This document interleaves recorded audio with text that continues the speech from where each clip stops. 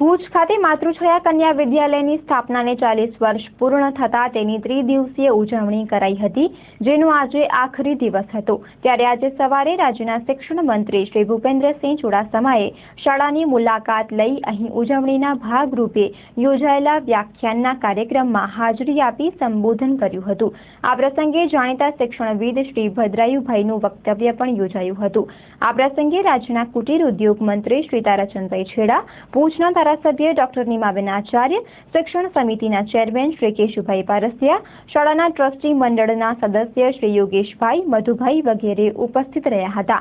આ પ્રસંગે શાળાની વિદ્યાર્થીનીઓ તથા ભૂતપૂર્વ વિદ્યાર્થીનીઓને સંબોધન કરતા રાજ્યના શિક્ષણ મંત્રીએ આજના આ પ્રસંગને સમગ્ર શાળા પરિવાર માટે ગૌરવનો પ્રસંગ ગણાવ્યો હતો। તેમણે કહ્યું હતું કે રાજ્ય સરકારના પ્રયાસોથી શાળામાં પ્રવેશ મેળવનારા વિદ્યાર્થીઓની સંખ્યામાં મોટો વધારો થયો છે। તેની સામે અધવચ્ચેથી શાળા છોડીને જતા વિદ્યાર્થીઓની સંખ્યામાં 30% જેવો ઘટાડો થયો છે। સરકારના આ પ્રયાસોમાં તમામ નાગરિકોને પણ સહયોગ આપવાની તેમણે અપીલ કરી હતી। આ પ્રસંગે શાળાના આચાર્યએ ચંચળ ન્યૂઝ સાથે વાત કરી હતી। આજે જે લાગણી થાય છે એ પ્રકારની થાય છે કે એક શિક્ષણ જગતની સાથે સંકળાયેલા 3 વક્તાઓનો આજે અમને લાભ મળ્યો। ભૂપેન્દ્રસિંહજી શિક્ષણ મંત્રી અમારા આંગણામાં પધાર્યા, શિક્ષણ ચિંતક તરીકે રમેશભાઈ સંઘવી પણ પધાર્યા અને શિક્ષણ વિશે સતત વિચાર કરનારા ભદ્રાયુભાઈ વચરાજાની પણ અમારા આંગણે પધાર્યા। શિક્ષણ મંત્રીએ જે પોતાની ચિંતા વ્યક્ત કરી કે ડ્રોપઆઉટ ઘટાડવું, વિદ્યાર્થીઓ વચ્ચેથી ઉઠી જાય છે, એના માટે આખી જે યોજના બને છે સરકારની એ ખૂબ સરસ છે, પણ એની સાથે સાથે વિદ્યાર્થીઓની આંતરશક્તિ ખીલે એ પણ એટલું જ જરૂરી છે। અને આ બાબતે રમેશભાઈ સંઘવી અને ભદ્રાયુભાઈ વચરાજાણીએ ખૂબ સારો પ્રકાશ પાડ્યો કે દરેક વ્યક્તિની અંદર, દરેક બાળકની અંદર એક શક્તિ છુપાયેલી છે, માત્ર એને એક વાતાવરણ પૂરું પાડવાની જરૂર છે।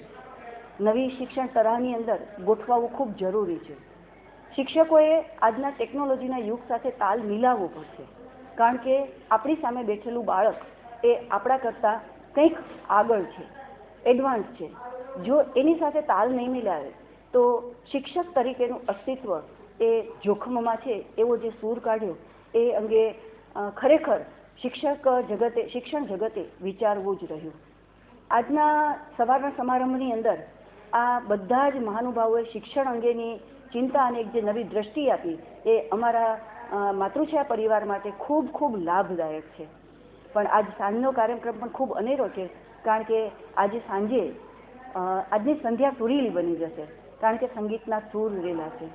અમારી ઢીંગલીગરથી કરી અને ઉચ્ચ માધ્યમિક સુધીની દીકરીઓ સંગીત પીરસશે, અમારા સંગીત શિક્ષકોના માર્ગદર્શન હેઠળ જે તૈયાર થઈ હતી, પણ એની સાથે અમારી શાળામાંથી જે વિદ્યાર્થીઓ ભણીને ગઈ છે અને જેમણે સંગીત ક્ષેત્રે કારકિર્દી પોતાની બનાવી છે એવા નિશાબેન ઉપાધ્યાય, કાજલબેન છાયા, પ્રગતિબેન વોરા અને એમના સાથી મિત્રો આ સંગીતની કલા પીરસશે અને એના માટે સૌ નગરજનોને હું આમંત્રણ આપું છું કે આ સંગીતને સાંભળવા માટે માતૃછાયાના મેદાનમાં તમે આવો અને અમારા કાર્યક્રમને ખૂબ સફળ બનાવો અને દીપાવો।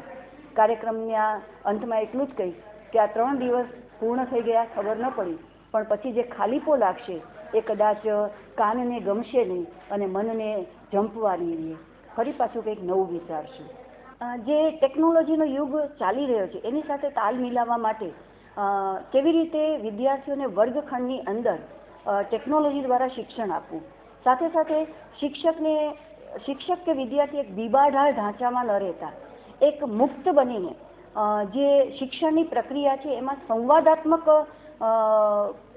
કાર્યક્રમો થાય કે શિક્ષણ કાર્ય થાય એ અંગે ચોક્કસ નવતર આયોજન અમે કરીશું અને મને આશા છે કે એ કાર્યક્રમો અમારા આયોજનો સફળ જ થશે, કારણ કે અમારા શિક્ષક મિત્રો ખૂબ ઉત્સાહી છે અને નવું નવું સ્વીકારવા માટે, અપનાવવા માટે અને નવું નવું કરવા માટે એ લોકો હંમેશા તત્પર હોય છે। અમારું મેનેજમેન્ટ, અમારા માનદ મંત્રી શ્રી યોગેશભાઈ, નિયામક શ્રી નલિનીબેન શાહ આ દરેક બાબતમાં અમને ખૂબ પ્રોત્સાહન પૂરું પાડે છે અને એને કારણે જ આટલા બધા કાર્યક્રમો અમે સફળ કરી શક્યા છીએ।